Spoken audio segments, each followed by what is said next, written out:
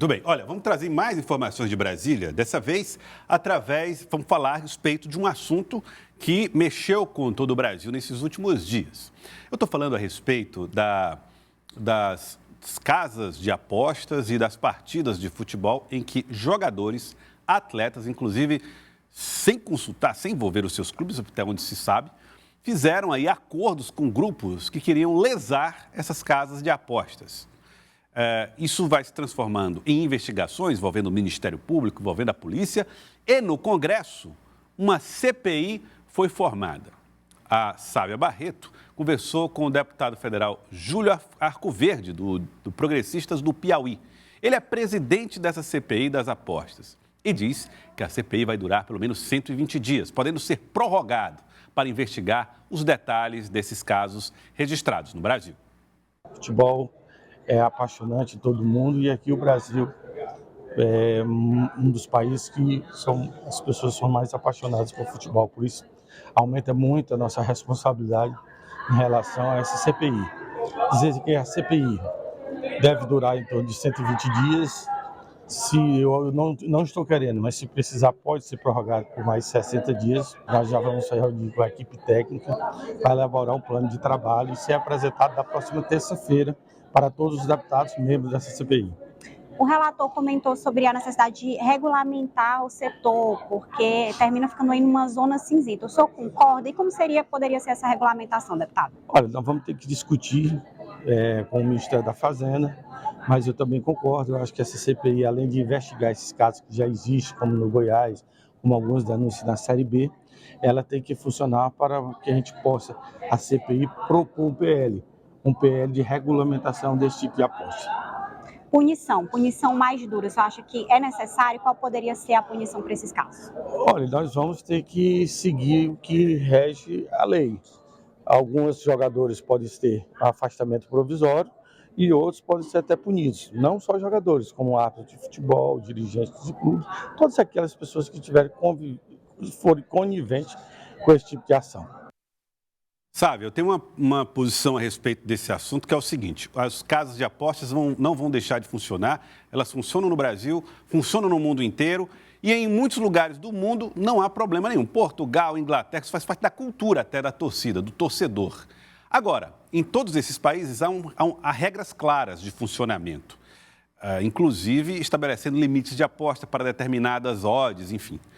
É isso, e eu percebo que a comissão também vai ter esse papel, estabelecer as regras de funcionamento das casas de apostas no Brasil depois que tudo for debatido sob o ponto de vista da investigação propriamente dita, né? Eu acho que é exatamente isso, Joelson. Você conseguiu pegar aí um pouco do pulso de como é que estão as conversas aqui em Brasília. Uma CPI, para abrir uma CPI, é uma burocracia grande, né? A gente sabe, por exemplo, a CPMI do 8 de janeiro. Previsão para a semana que vem ser instalada e pode ser que não seja.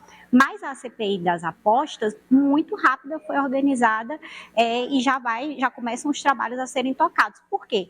Porque há um terreno fértil, há um clima aqui no Congresso para, enfim, fazer essa regulação que é tão cobrada no setor esportivo e que agora, com esses casos, essas denúncias que são graves, né, de fato, terminam propiciando a um clima e uma possibilidade de aprovação dessas mudanças. Caso contrário, tudo no Brasil termina indo para um judiciário que fica muito hipertrofiado, pega muitas atribuições dos outros poderes. A gente não quer isso, quer que a discussão aconteça no lugar devido, que é o legislativo. Então, termina que a CPI ela vai preparar, acredito eu, o terreno para uma regulação maior que vai ser feita, votada e discutida. E tem muitos interesses aqui na Câmara dos Deputados, mas acredito que agora vai.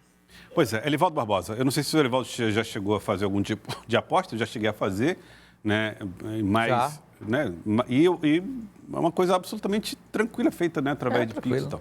Acho que o Brasil precisa agora acordar para isso, né? Exato, disciplinar esses jogos, né, já que a expansão é muito grande, né, que seja contrário isso aí, agora que seja regulamentado e que em vez de tumultuar o futebol brasileiro, essa paixão nacional, provoque a promoção, né? Repercuta na promoção.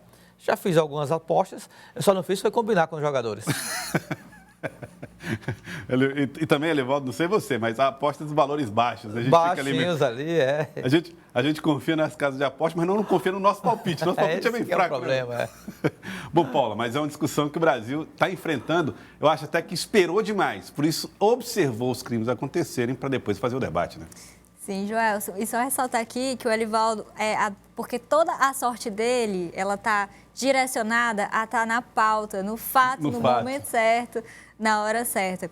Mas, de fato, a gente observou esse trabalho bastante célere lá na Câmara Federal. Destacar também aqui toda a projeção que deve ter o deputado federal Júlio Arcoverde, eleito em primeiro mandato como deputado federal. A gente relembra ali a questão da CPI, da Covid que aconteceu, todo o espaço, tanto na mídia tradicional quanto nas redes sociais, que tiveram os deputados que participaram dessa CPI. E a gente une aqui dois assuntos que reúnem uma grande audiência, que é futebol e política. Então, a gente deve ter uma repercussão para o deputado, aqui para o Piauí também, em todo esse processo que vai acontecer. O deputado Júlio Arcoverde, também nessa conversa que teve com a Sávia Barreto, falou a respeito do arcabouço fiscal. A proposta que foi enviada pelo Ministério da Fazenda está em análise no Congresso e ele, mesmo sendo um deputado de oposição à gestão do governo Lula, elogiou o projeto, o relatório e falou a respeito de como vai tratar o assunto.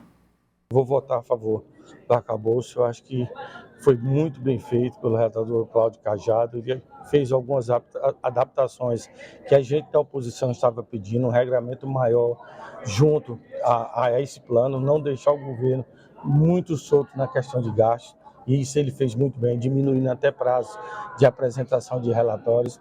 Então, o arcabouço serve também para que a gente possa dar uma tranquilidade ao mercado, que os juros comecem a cair, que o dólar comece a estabilizar. Por isso que nós, progressistas, vamos votar a favor desse arcabouço.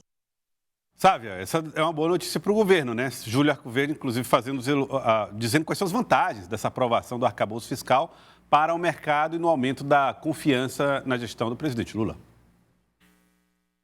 É isso, Joelson. O presidente Lula vai ter que negociar a sua base projeto por projeto e alguns enfrentam muito provavelmente uma resistência maior, como foi o marco do saneamento, o PL das fake news, mas no caso do arcabouço fiscal, a oposição fica com o próprio PT. O presidente Lula, inclusive, já disse que não vai aceitar o PT criticando da maneira como tem feito alguns parlamentares do partido o arcabouço fiscal. O partido tem que seguir junto e realmente na votação da urgência mostrou essa união. Agora, a gente vê pela fala também do deputado a questão da proporção, né? Porque a fala pública é sobre proporção. Sempre os projetos vão ter críticas. Agora, se tem 10 elogios e uma crítica, então tudo bem. É o caso do arcabouço fiscal. Tem críticas? Tem. Pontuais, questões que podem ser melhoradas, mas a maior parte das análises e dos comentários, inclusive da oposição, são positivos a respeito, principalmente, da comparação com o teto de gastos, que terminava asfixiando ali realmente as receitas, aquilo que o governo poderia fazer de investimento. Então, acho que perspectiva para votação na semana que vem, terça ou quarta-feira, aqui em Brasília.